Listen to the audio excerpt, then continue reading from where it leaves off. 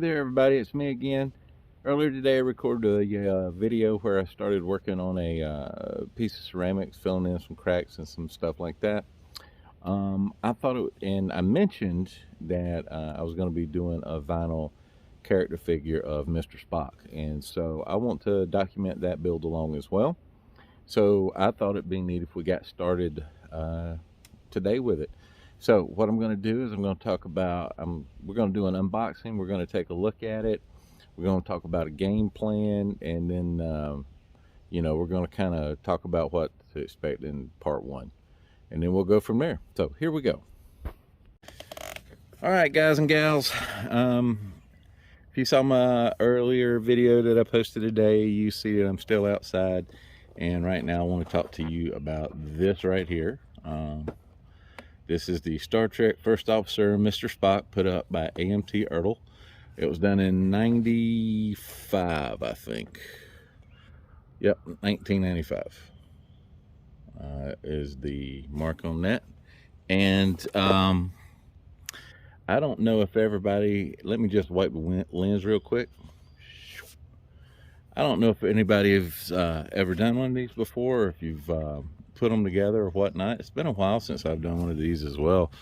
But this one belonged to a father of a coworker of mine, and he was a collector, and I'm going to put this together for her. And that year, the year that this one came out, they actually produced 4. There was a Captain James T. Kirk, there was a Mr. Spock, there was a Dr. Leonard McCoy, and there was a engineer Montgomery Scott. So this is Spock. Now she has the other ones as well as some others that they put out. So the box is a little bit shows some shelf wear, that I call it, but I did open it up and check the model just to make sure everything was okay. And look at all this stuff, all the original paperwork. The plastic was still on it when I got it, but here we go. That's everything that was in the box. This was the blue printer was a subscription magazine that you could get from Ertl for people who like doing scale modeling. Here's all the pieces. We'll talk about those. Here's some other stuff that came out that year. Odo came out that year. Cork came out that year. Here's a general painting guide. It's pretty neat that all this stuff's in there. Sometimes when you find these, they've been opened up and whatnot. But of course, this one was all still sealed. Star Trek Fan Club flyer. And then different languages here. So anyway, let's take a look at the bag. I have not opened that up yet. So let's take a look at that. And kind of show you what these vinyl kits look like in the raw. This is supposed to look like a transporter base. That's the base to put them on. I'm just going to get it out of the way for the moment. Here's the legs. Ta-da! Sometimes these can get bent. This is vinyl. As you see, it's got some movement to it. And if they're overheated or get crushed in the box or whatever, they can get misshapen. So there are the legs. Haha. Here is the torso. Of course, it'll go on here. The arm. Now this arm, hang on. This arm is in 2 pieces.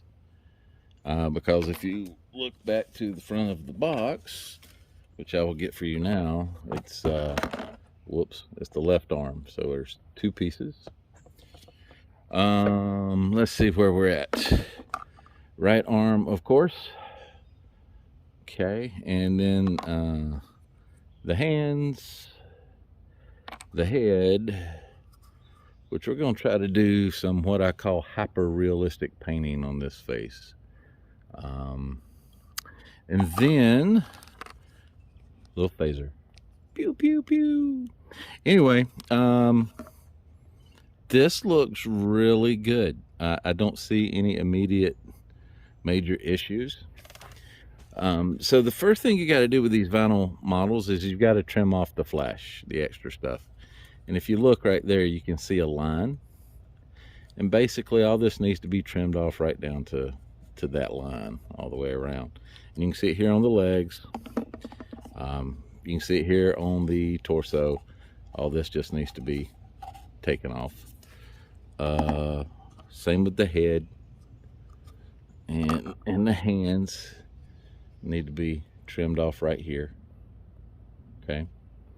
And then all this needs to be glued together, and you can use, well, I guess you could use regular model glue, but it's really you should use cyanoacrylate glue, which is basically super glue.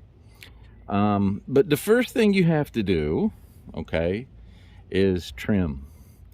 And the way I trim vinyl models is I'll actually take and heat up some water and put this down in the water and let it sit. And when this gets hot, it gets real soft, and it makes it very easy to cut with an X-Acto knife or a razor knife or something like that. Okay. And then the next step that I will do is I'm going to wash all of these parts. Warm soapy water, gonna wash them good. Take a toothbrush, wash them up real good, because they still have mold release agent on them. And you want this as clean as you can get it. Okay. And then the next step will be filling this stuff. We ain't even started painting yet. So the legs, I will fill with plaster of Paris. Okay, just fill them right up and let it dry. Let it get good and dry. Give it a couple of days. The reason why you want to do that is it's going to keep this from it.